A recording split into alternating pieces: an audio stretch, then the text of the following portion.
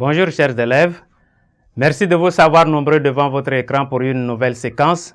Aujourd'hui, notre séquence porte sur les propriétés de la tangente d'un réel et quelques valeurs particulières. Je vous invite à présent à prêter vos cahiers et vos stylos pour prendre bonne note.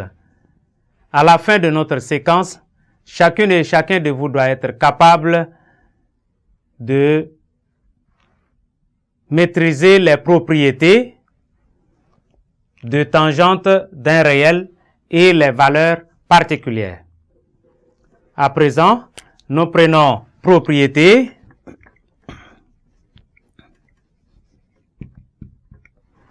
Propriété. La fonction tangente est définie par tangente de x qui est égale à sinus de x sur cosinus de x, où x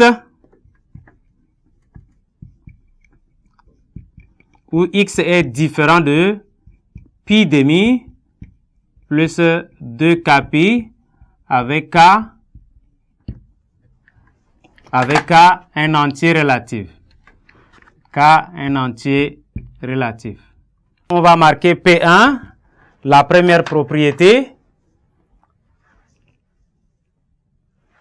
La première propriété. Bon, ici, à cause de tangente ça fait kpi.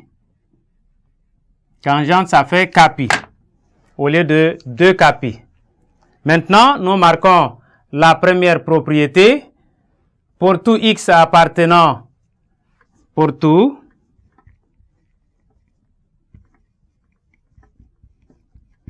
x appartenant à R privé de pi demi plus kpi. Voilà. Plus kpi. On a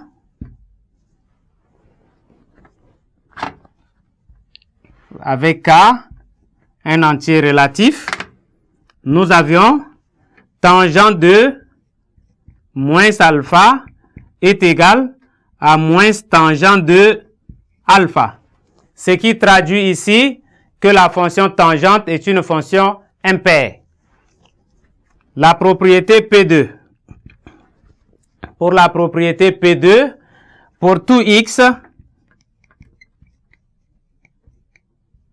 différent de pi demi plus kpi, différent de pi demi plus kpi, avec k élément de z, différent de pi demi plus 2kpi plus 2kpi, ou k appartenant à z, la tangente de alpha plus pi est égale à tangente de alpha. Ceci traduit la fonction tangente est périodique et elle est de période pi. Donc la fonction tangente est périodique et de période pi. Maintenant, nous allons passer aux valeurs particulières. Valeurs particulières.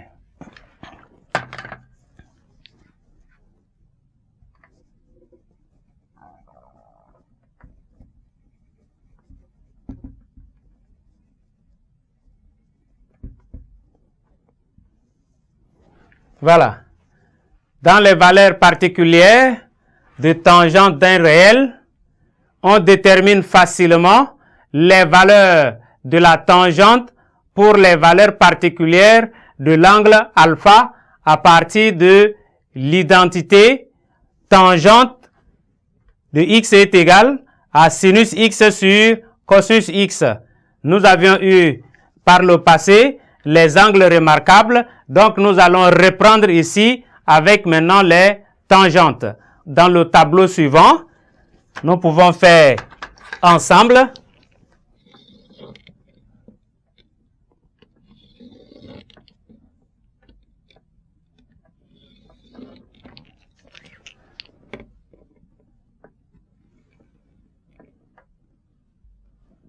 Voilà.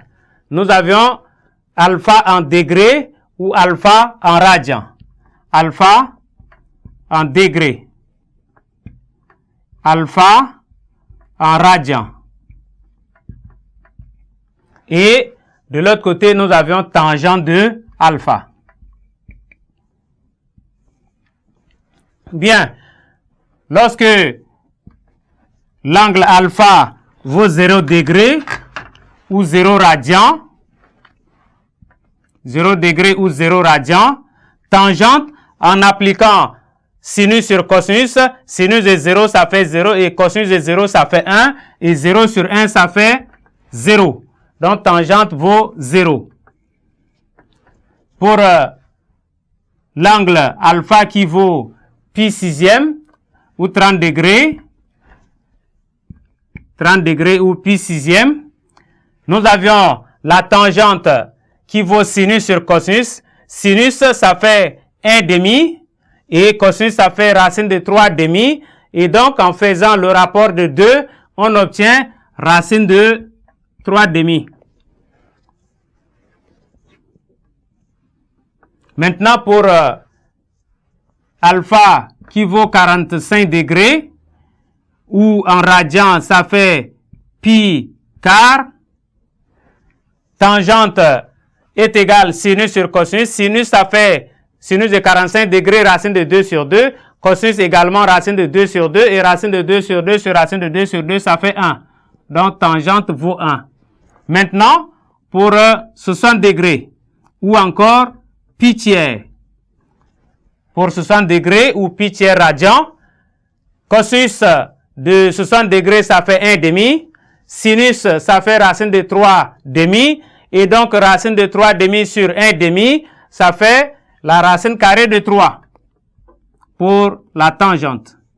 Et nous avions tangente, l'angle alpha qui vaut 90 degrés ou encore pi demi radian. Et connaissant tangente qui vaut sinus sur cosinus, sinus ça fait 90 degrés, ça fait 0. Ça fait 1, je m'excuse. Et cosinus de pi 90 degrés, ça fait 0. Et donc, on a 1 sur 0 qui est indéfini. Donc, nous marquons tout simplement non défini. Ce nombre n'est pas défini. Et donc, nous avions ainsi la tangente pour tout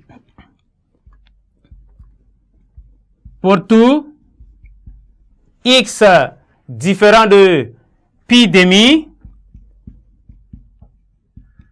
plus k pi. On a tangente